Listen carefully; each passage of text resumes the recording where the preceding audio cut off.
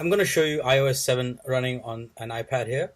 This is the iPad 4, 128 cellular, 128 GB. Right now I have a still background installed, and I'll just show you how the dynamic background looks as well. When you wake up the iPad from sleep, slide to unlock. This is the dynamic background, so you can see stuff moving around just like you have on Android, like a live wallpaper. And you can access your control center. I'll be talking more about that later in the video. And you can also access your notifications panel from the lock screen. So let's go ahead and look at the iOS 7 running on the iPad here. So you can slide anywhere on the screen to unlock. And like I said before, I have the still background installed just to show you how it looks. So with the apps, I just want to show you the floating sort of effect where you can see the apps sort of moving along with the direction of the iPad. So that's pretty neat. And like I said, the apps have been redesigned. Like if you have a look at the music app and notes, settings, they all have new icons, photos, game center, Safari. So let's start with the control center. Unlike on the iPhones, the control center on the iPad just takes a small portion of the screen, just about a quarter of the screen. I have the iOS 7 running on the iPhone here. I've upgraded to the beta too, so I'll be showing you quick information about that as well. Basically, when I go to the control center here on the iPhone, you can see it takes up most of the screen. Depending on the background of the control center adjusts to that color as well. So you have your access to your music, AirDrop, because with the newer devices you can do AirDrop. You have AirPlay, clock, camera access, music brightness, and volume. So I can just put that down. Now with the search, as you're aware, you don't have to go swipe all the way to the left. You just swipe from the middle down, and you can see your search come up here. So that's changed with the iOS 7. And with the notification center, you just pull down, you can see more information now. This is just today's, for example, and then if I go to all, you can see stuff like my apps now get automatically updated and things like that. Obviously, there's still some flaws, like the iPad just goes off and restarts occasionally. That's just because it's a beta version. And some of the icons are not fully sized properly, or some are blank, so I have to reinstall them. Like you can see, Chrome here is not showing up the logo, but that's something that can be fixed easily. Most of the apps are otherwise have loaded in properly, and everything works with the apps, so that's not an issue. With the multitasking, so if I double tap on the home button, with the multitasking, you can now see that you have the apps come up like this. You can actually see up to 3 apps at once. It would have been better if you could have done more. But basically, what it does is you can move across your apps. You can go back to your home screen, and to get rid of any apps, you just swipe up, and that just closes the app basically. And then if you want to go back to your home screen, you just tap there. I'll also quickly show you Siri.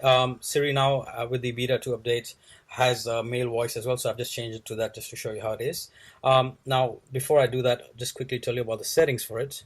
So if you go to the settings for Siri, you can now see that it has an option to choose a male voice,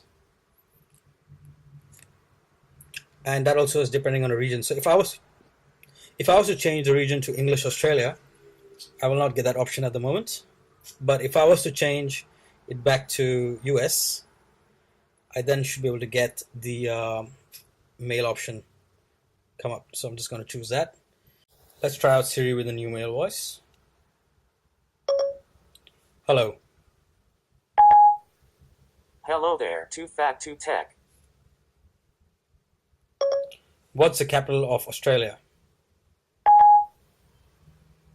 The capital city of Australia is Canberra, Australian Capital Territory. What's the closest Italian restaurant? I found 15 Italian restaurants. 13 of them are fairly close to you. I've sorted them by distance. Now, I actually noticed that Siri is much more quicker, much more efficient, gives you more information as well. Let's just try a couple more things. What's the weather like tomorrow? You will need an umbrella tomorrow. How tall is LeBron James?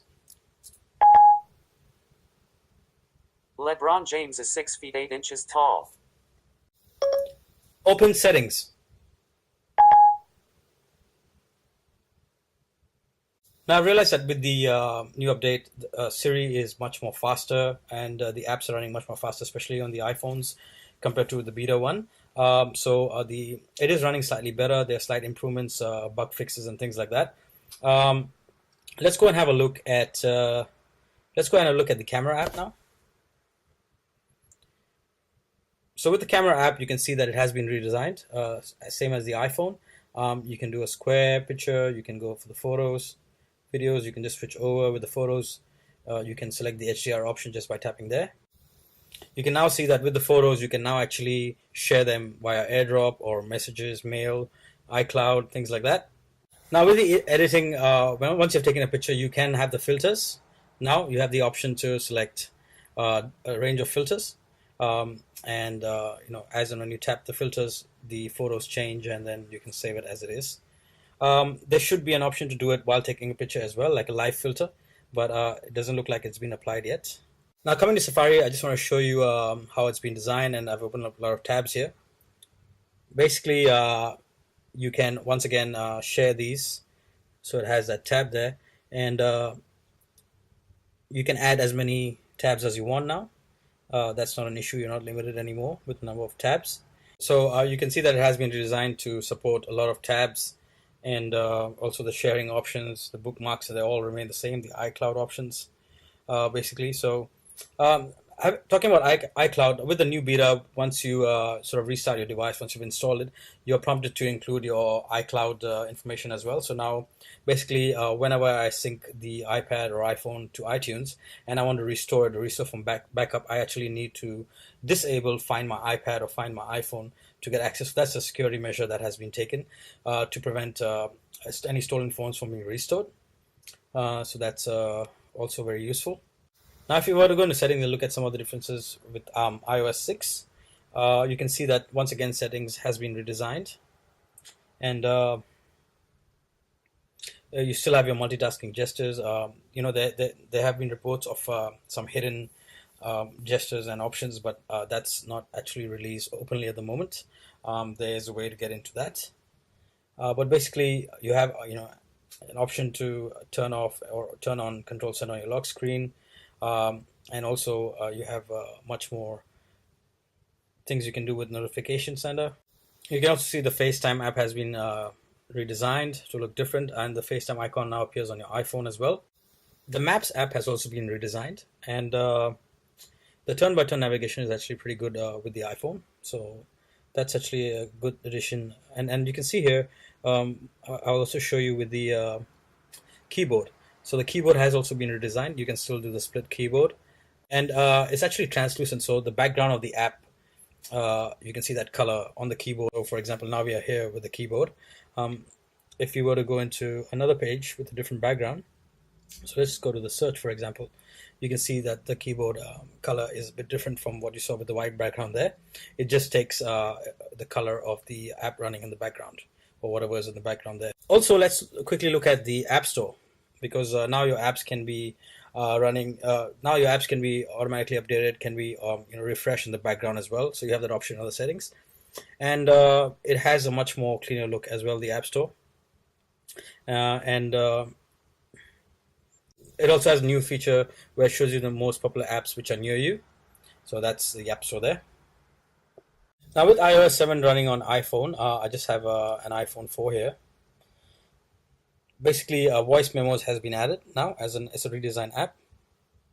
So if I was to go into voice memos, you can see that it has been redesigned, and you can do a recording.